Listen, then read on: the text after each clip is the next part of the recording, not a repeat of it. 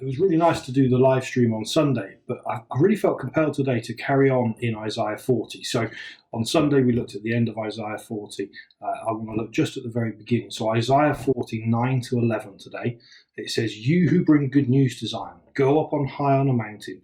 You will bring good news to Jerusalem. Lift up your voice with a shout. Lift it up. Do not be afraid. Say to the towns of Judah, here is your God. See, the sovereign Lord comes with power. He rules with a mighty arm. See, his reward is with him, and his recompense accompanies him. He tends his flocks like a shepherd. He gathers the lambs in his arms and carries them close to his heart. He gently leads those who are young."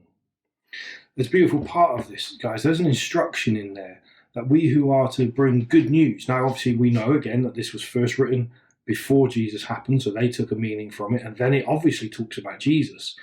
But we can also learn from it today. And it is our mission, it is our standing orders to share the good news to the nations. So our mandate is to share that good news. Now, what's brilliant about this, of course, we are going to get help. There's two descriptions of Jesus within that verse. The first one is that he is like a mighty arm. And you know what? When he sends you out to share the gospel, he comes with you with that mighty arm. Do you know the second description? He's like a shepherd. No, not like the sort of shepherd we would think about in today's day and age, but a shepherd back then would have been a really tough looking guy, a really hard guy who would have been living out in the field with his sheep, that would have been literally fighting off wolves and other predators. He would have been laying down his life. He would have been sleeping every night with his head on a stone as a pillow. But he was also the one that would care for them, that would help them give birth, that would help them when they were injured and sick. And that's the kind of shepherd that you have in your life. So yes, he is sending you out on a mission to shout it from the top of the mountain, here is your God. And you know what the gospel is, you know what your testimony is, and now you know what your mandate is.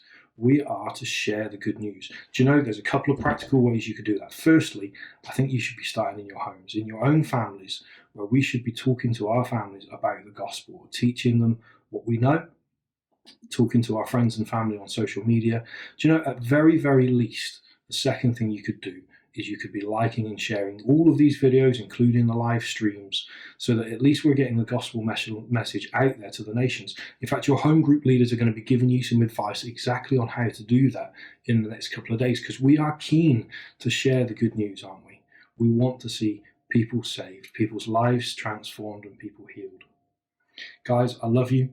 I want to finish with a quote I read this morning from C.S. Lewis, which is really simple, is you can't always go back and change the beginning, but what we can do is stop now, and we can change the way we are moving forward. To paraphrase slightly, I can't remember exactly what he said, but it's a really good sentiment, isn't it? We may not have done these things in the past, and we can't change the way it began, but we can change the way we are moving forward. So guys, be encouraged, be empowered. You have got that mighty arm with you. You have got your shepherd with you. But it is time to stand on top of the mountaintops and start shouting, here is your God.